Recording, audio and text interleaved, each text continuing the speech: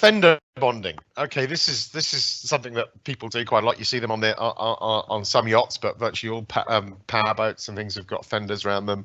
I know we do a lot in the commercial boat industry with this as well. And I think we've got another video from Chris here, so we'll get that playing and we'll talk you through it. So what's going on here, Rich? So as far as I'm aware, above the screen, Chris is just giving everything a wipe down, making sure it's not, making sure both the substrate and the fender are clean. Same usual process. You again, just where this is one of the applications where we've got a structural bond, so you take a little bit more care to make sure that it is as clean as possible. And one of the things we mentioned earlier about whether primers were required, if you have got a little bit of fender, it's worth either checking yourself, or you can send it to us to check the compatibility of the adhesion.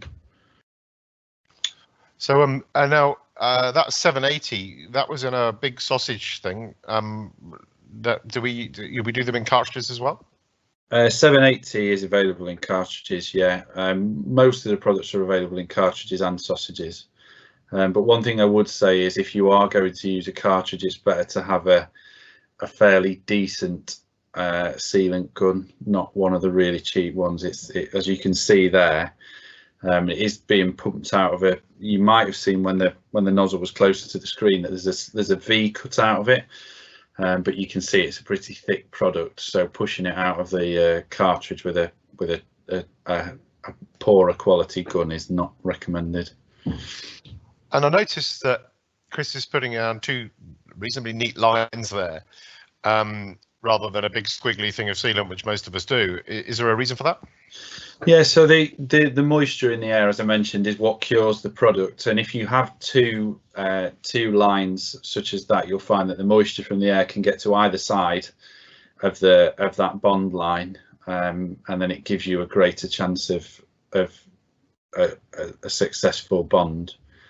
But yeah, squiggly lines can work. That's a much neater way of applying it.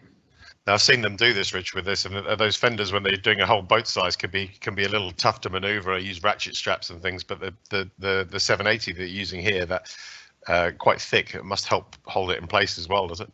Yeah, for sure. Yeah, so that initial green strength that we talked about earlier, that grab when the fender's applied, the initial strength, and it is a distinct advantage. So Chris has used a bit of masking tape here just to speed up the cleanup process and protect the area around it, which you'd normally do anyway, because when you're bonding a fender, you're usually towards the end of your build, or you've got something that's shiny.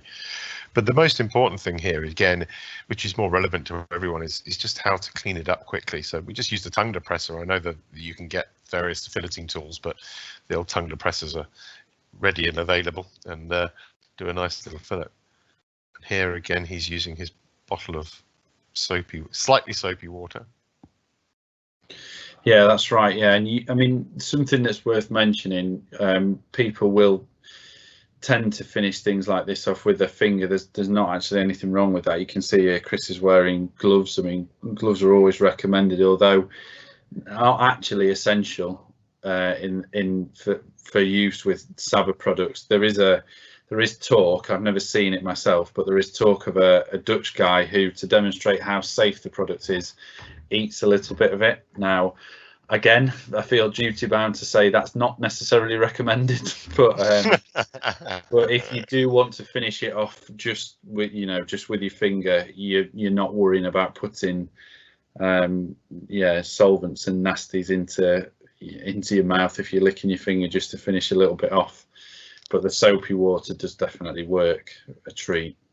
I did this with a polyurethane, but you can get some blistering if you do it with a polyurethane, isn't it? I mean, you mentioned not blistering at the side, but if you put that much water on a freshly cured polyurethane, you might well have a problem, wouldn't you? Yeah, absolutely. Yeah, the solvents that are being released and the way that it cures, it doesn't like moisture at all. And again, if a little bit of moisture on the surface while it's curing isn't going to cause you too many problems at all. So Okay.